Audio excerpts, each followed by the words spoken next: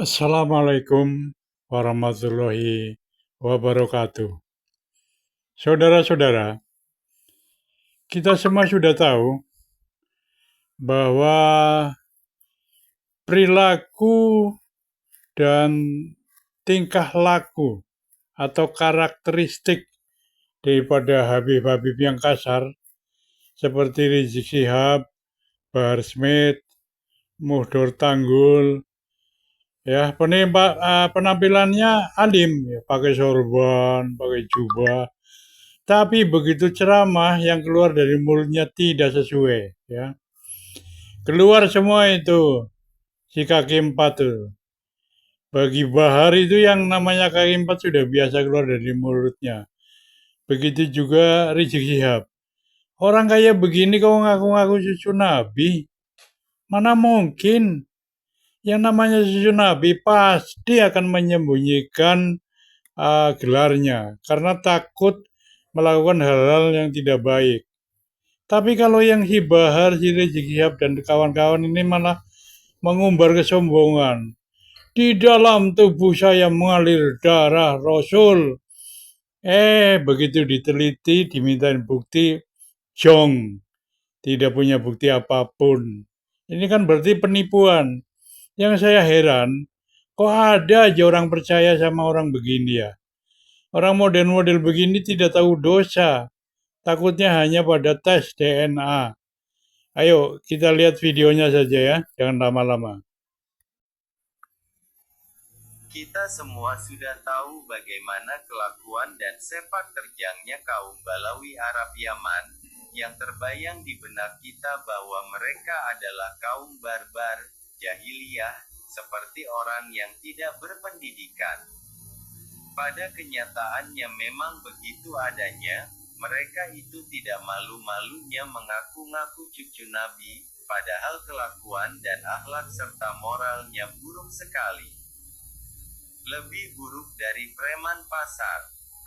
Contohnya kita semua sudah tahu bagaimana kelakuan dan sepak terjangnya kaum Balawi Arab Yaman, yang terbayang di benak kita bahwa mereka adalah kaum barbar, jahiliyah, seperti orang yang tidak berpendidikan. Pendek kata orang-orang. Pada kenyataannya memang begitu adanya, mereka itu tidak malu-malunya mengaku-ngaku cucu Nabi, padahal kelakuan dan akhlak serta moral Balawi adalah suku yang paling buruk di antara suku-suku yang ada di Yaman. Maka tidak heran sebagian besar masyarakat Indonesia sangat muak melihat keberadaan orang-orang Balawi yang ada di Indonesia. Kepinginnya orang-orang Balawi segera minggat dari Indonesia. Untuk mengetahui siapa sebenarnya orang-orang Balawi ini, ayo kita simak sampai selesai video berikut ini, yang akan menjelaskan siapa sebenarnya mereka itu. Akhir-akhir ini nasab Balawi sedang ramai dibicarakan, yaitu setelah menyebarnya kajian nasab Balawi oleh Kiai Haji Imaduddin Utsman Al-Bantani. Sebenarnya isu ini sudah lama muncul di kalangan asraf di Arab. Pemirsa bisa mencari penolakan asraf di Arab terhadap kesahihan nasab Balawi tersebut di Google, dengan mengetik Ibtholu Nasabi Ali Balawi. Isu tersebut sebenarnya sudah jauh ada sebelum ada internet, sebagaimana telah disinggung dalam kitab-kitab sanggahan yang dibuat oleh pihak-pihak Balawi. Rupanya kitab-kitab sanggahan tersebut belum memuaskan pihak-pihak yang menolak kesahihan nasab Balawi, hingga sampai sekarang masih banyak asraf di Arab yang tetap menolaknya. Isu ini mencuat kembali setelah banyak asraf di Arab melakukan tes DNA.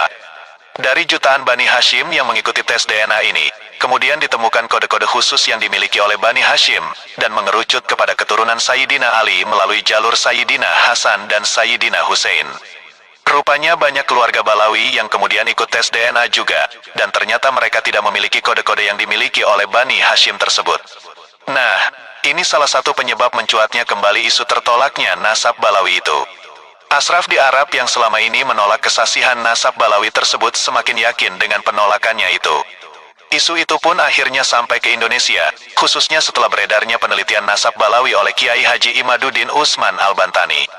Di sini akan diceritakan penyebab kedatangan imigran Yaman ke Nusantara, hingga pembentukan Rabito Alawiyah, di mana tujuan asli mereka datang ke sini adalah untuk menjadi tenaga kerja kepada pemerintah kolonial Hindia Belanda.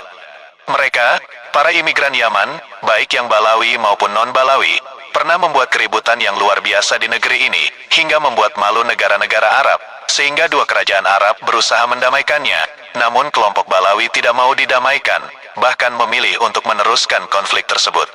Bahkan ada beberapa habaib Yaman yang datang ke Indonesia untuk mendamaikan konflik antar sesama imigran Yaman tersebut, namun usaha mereka gagal total tidak membuahkan hasil. Sebagian habaib tersebut pulang ke Yaman dengan tangan hampa, dan sebagian lagi ada yang memilih untuk menetap di sini dan bergaul dengan ulama pribumi, sehingga habaib tersebut mendapatkan tempat terhormat di negeri ini. Jadi Balawi atau habaib Yaman yang datang ke Nusantara dengan tujuan berdakwah, sebenarnya sedikit sekali, karena tujuan utama mereka datang ke sini adalah untuk mencari nafkah, dan sebagian lagi datang ke sini untuk mendakwahi kaum mereka sendiri, imigran Yaman, yang pada saat itu sedang berkonflik hebat, sehingga membuat malu bangsa-bangsa Arab terkhusus negerinya sendiri Yaman. Pada zaman itu umat Islam Indonesia tidak membutuhkan kedatangan ulama luar, kalau hanya untuk kesinambungan belajar mengajar ilmu agama, karena di sini sudah banyak ulama-ulama besar yang mengajarkan ilmu agama kepada masyarakat. Sebenarnya sejarah kelam ini tidak perlu diangkat kembali, seandainya tidak banyak oknum Balawi, atau habaib, dan atau Rabito Alawiyah, yang melakukan hal-hal berikut. 1. Merasa nasab mereka yang paling sahih kemudian menghina atau menafikan nasab keturunan Wali Songo sebagai masih keturunan Nabi Muhammad. Wali Songo tidak punya garis keturunan Wali Songo tidak ada. Yang saya maksud tidak ada dengan lafaz yakni sekarang yang mengaku-ngaku sebagai azamat Khon. 2. Mengaku semua leluhur mereka datang ke negeri ini untuk berdakwah agar pribumi berhutang budi kepada mereka. Para ulama yang mempunyai ilmu, dari mana mereka mendapatkan ilmunya? Mereka semua mengambil ilmu daripada ahli bait Rasulullah sallallahu alaihi wasallam. Jika mereka mengambil ilmu selain daripada ahli bait Rasul, maka mereka adalah ulama su, ulama yang sesat dan menyesatkan kepada orang-orang yang lainnya.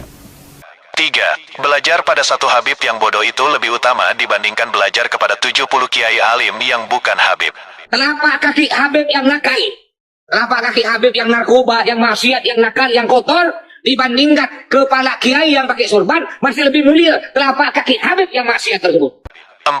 Pernikahan syarifah dengan non-said itu tidak sah sehingga selamanya mereka dihukumi berzina. Seorang yang bukan habaib, bukan daripada Bani Alawi, menikahi syarifah sampai hari kiamat ibadahnya ditolak Allah Subhanahu wa taala, terkecuali bisa mengembalikan keperawanan syarifah. Kita kembali ke topik utama pembahasan dalam video ini, yaitu jejak hitam Balawi di Indonesia, dari konflik dengan Al-Irsyad hingga keturunan Wali Songo. Para habib di Indonesia datang pada sekitar tahun 1880 Masehi dari Yaman, sampai tahun 1943 sebelum kedatangan Jepang.